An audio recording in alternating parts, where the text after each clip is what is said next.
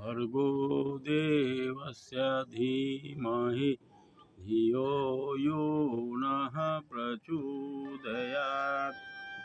वंशी विभूषितकरान्नवनीरदाभात् पीताम्बरादरुणबिम्बफलाधरोष्ठात् पूर्णेन्दुसुन्दरमुखादरविन्दनेत्रात् कृष्णात् परं किमपि तत्त्वमहं न जाने। वन्दे राधापदाम्भोजं ब्रह्मादिशुरवन्दितं यत् कीर्तिं कीर्तनेनैव पुनाति भुवनत्रयम्। सभी भागवत प्रेमियों को राधे राधे। आइए आज पुनः इन आम्र पल्लवों के साए में बैठकर भागवत रस का पान करते हैं। अभी तक हम लोगों ने सुना कि शुक्राचार्य जी ने राजा ययाति को श्राप दे दिया था कि तुम बूढ़े हो जाओ, और इस श्राप के कारण राजा ययाति बूढ़े हो गए। और उन्हें यह भी कहा गया कि अगर कोई प्रसन्नतापूर्वक तुम्हें जवानी दे दे तो तुम बदल सकते हो। राजा ययाति ने सोचा कि ऐसा दुनिया में कौन होगा कि मुझे अपनी जवानी दे दे स्वेच्छा से और मेरा बुढ़ापा ले ले। ये तो बड़ा कठिन कार्य है।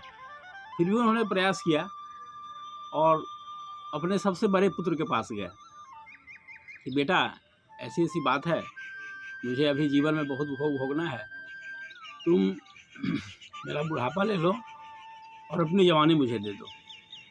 तो पुरु ने भी इनकार कर दिया। ये जो बड़े पुत्र थे यदु, उन्होंने इनकार कर दिया, कहा कि नहीं, ये संभव नहीं है। उसी प्रकार तीनों पुत्रों के और 3 जो पुत्र थे उनके पास गए, तीनों ने भी इनकार कर दिया, कहा कि नहीं, ये संभव नहीं है। वैसे पुरु के बारे में कहा जाता है कि उनका यह आज्ञा, पिता की आज्ञा का पालन नहीं करना, ऐसी बात नहीं है कि उन्होंने अच्छा नहीं किया। उन्हीं के वंश में भगवान कृष्ण को आना था, तो उन्होंने सोचा कि अगर हम कुछ समय बूढ़े हो जाएंगे और बाद में जवान होंगे तो फिर भोग भोगना तो बाकी रह जाएगा, और जिस उम्र में तपस्या करना चाहिए उस उम्र में हम भोग विलास में लग जाएंगे, तो फिर ये हमारे लिए आत्महनन हो जाएगा। इस कारण से उन्होंने पिता की आज्ञा का पालन नहीं किया। बहुत से ऐसे संतों ने अपने भाष्य में लिखा है कि उन्होंने ऐसा न करके कोई गलती नहीं की। बाकी के पुत्रों ने भी इनकार कर दिया। फिर वे अपने छोटे पुत्र के पास गए। सबसे छोटे पुत्र थे उनके पुरु के पास गए, तो पुरु ने इसे स्वीकार कर लिया और कहा कि ठीक है, मैं अपनी जवानी आपको दे दूंगा और आपका बुढ़ापा मैं ले लूँगा। इस संबंध में भगवान व्यास ने चर्चा किया है। इन बातों को हमें जानना चाहिए। भागवत कथा के माध्यम से एक संदेश है हम सबके लिए, और इसे जानना चाहिए। कहा जाता है कि संसार में 3 तरह के पुत्र होते हैं। शास्त्रों में पुत्र का मतलब संतान से है। पुत्र का मतलब जिसे हम लोग बोलचाल की भाषा में बेटा बोलते हैं, ऐसा नहीं होता है। बेटा हो, बेटी हो, संतान हो, इस अर्थ में कहा गया है। शास्त्रों का अर्थ समझ पाना इतना आसान नहीं होता है। तो ऐसा कहा जाता है कि 3 प्रकार के पुत्र होते हैं जो पिता की आज्ञा का पालन करते हैं।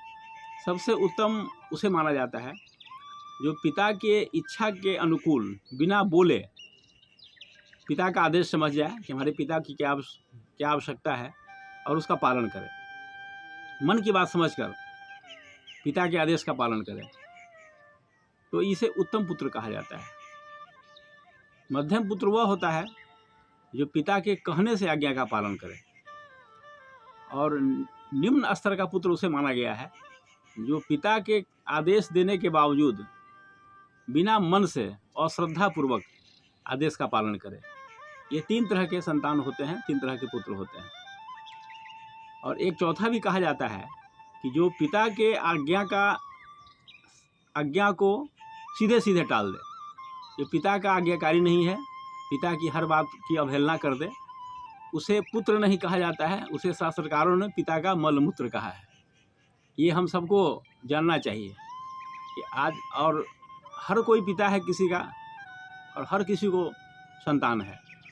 तो इन बातों को हमें जानना चाहिए कि शेष 3 में हम कहीं ना कहीं हैं या नहीं है। अगर 3 में उत्तम नहीं है तो मध्यम है, मध्यम बनने का प्रयास करें। मध्यम न है तो निम्न भी, कलयुग में निम्न अगर स्तर का भी पुत्र हो तो काम चल जाता है पिता का।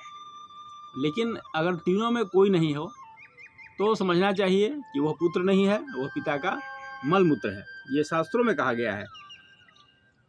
भागवत महापुराण के 9वें स्कंद के 18वें अध्याय का 14वां श्लोक है कि उत्तमश्चिंतितं कुर्यात् प्रोक्तकारी तु मध्यम अधमो अश्रद्धया कुर्यात् कर्तोच्चरितं पितुः। यही चीज़ है कि उत्तम वह होता है जो पिता की मन की बात समझ करके आज्ञा पालन करता है। मध्यम वह है जो पिता की आज्ञा श्रद्धापूर्वक कहने पर पालन करता है। और निम्न वो होता है जो कहने आदेश तो मिले लेकिन अश्रद्धापूर्वक पालन करता है। ये बड़ी खास बातें हैं और ये बात हम लोग सबको जानना चाहिए। यह बात तो राजा ययाति के छोटे पुत्र कुरु ने अपनी जवानी दे दी और राजा ययाति अब जवान हो गए।